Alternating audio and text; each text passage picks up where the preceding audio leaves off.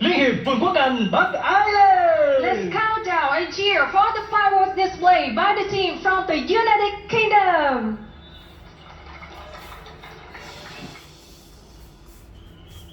Bắt đầu. Hello there. Are you ready for pyrotechnic fireworks from the United Kingdom? Here we go. 10, 9, 8, 7, 6, 5, 4, Bắn ơi. 3, 2, 1. Anh đứng lên chéo hút vào tay em nha.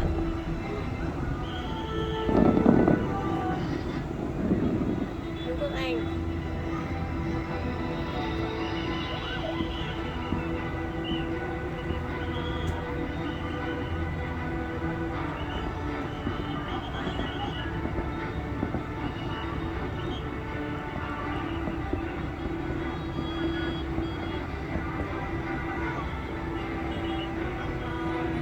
Rồi, đẹp quá.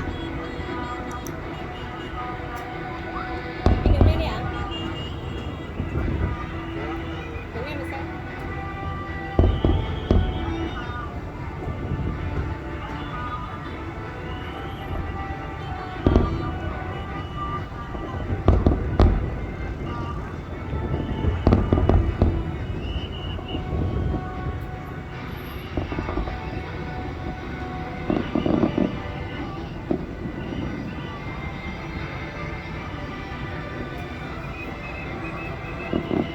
Em cứ đứng đi. Lên ghế. Ghế nó sẽ vững hơn. Đứng lên chân vào đây anh. Đứng ghế.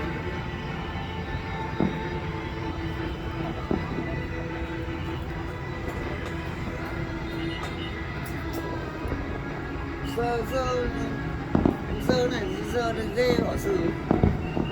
Sao đây? Em đứng chân. Em đứng.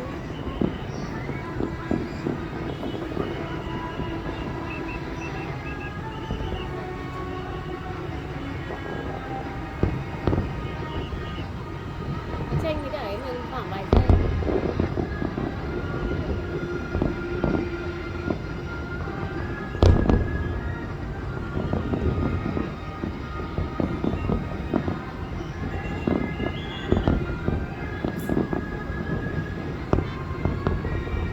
Đẹp đấy.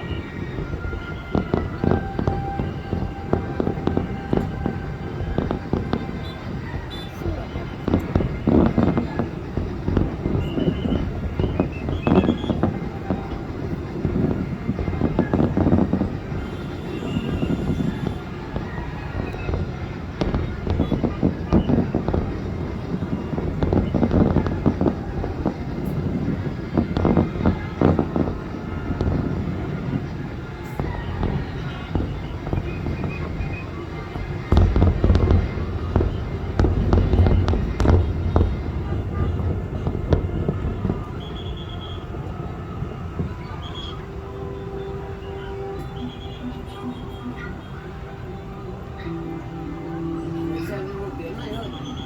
Mình xem một tiếng đây. Nhiều ngày một tiếng đừng có loạn.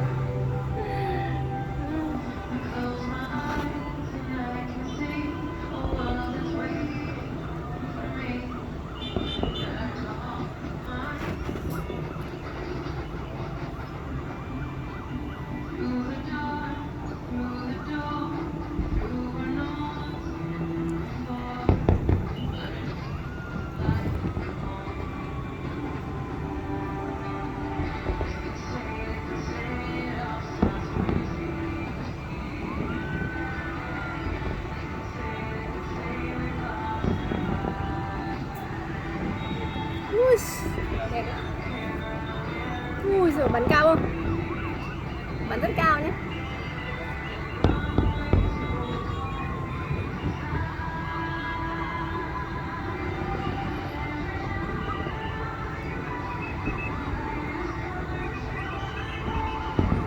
Ui giời, đẹp thế.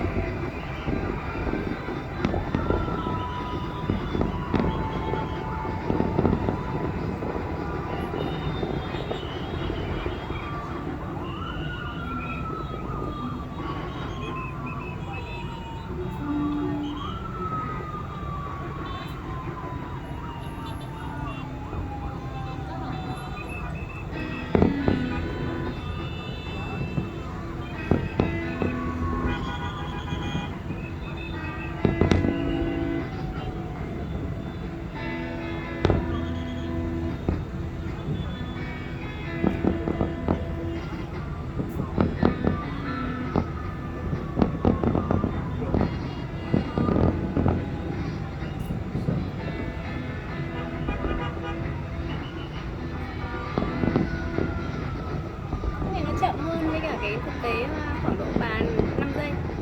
Cái này hình nó rõ rồi, hình nó chiếu nó thẳng, À, nó thẳng.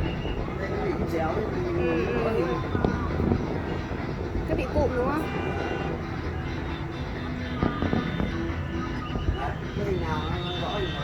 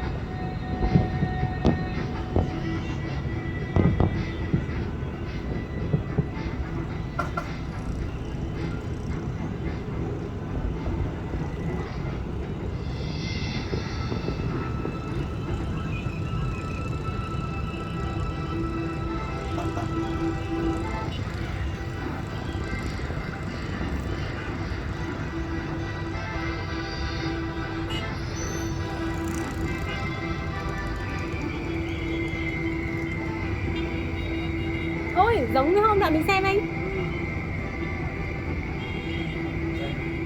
Giống cái đội Úc hôm nọ đúng không? Anh này xoắn ốc đẹp như thế.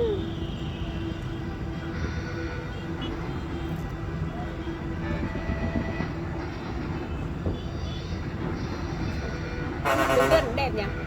Đứng gần đẹp là đẹp nhất ấy. Đứng ngay sát rồi. Đấy.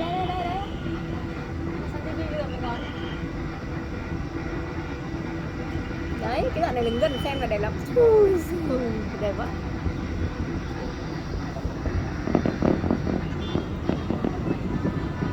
Mãi xem TV. Quay ở chỗ không có quá. Ôi giời, đẹp ạ. Trời ơi.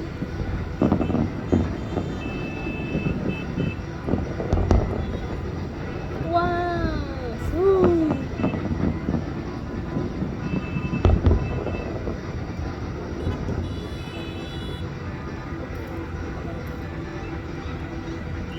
Cao trào rồi.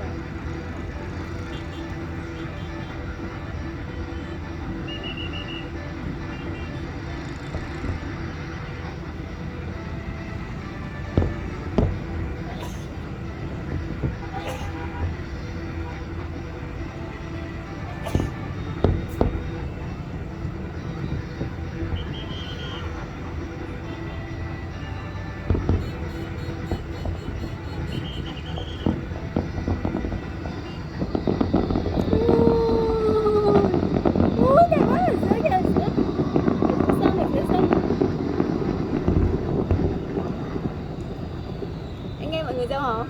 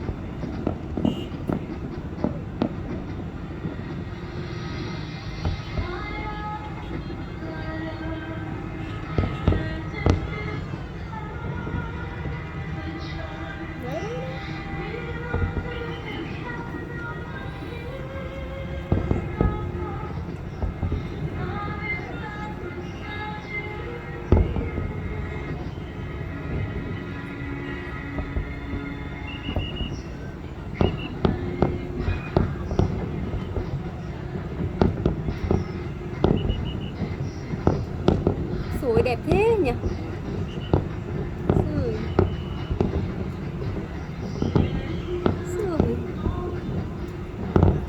Cái này chụp nó mới đẹp này. Nó không bị khói này. Đúng không? Đó. Có khói không?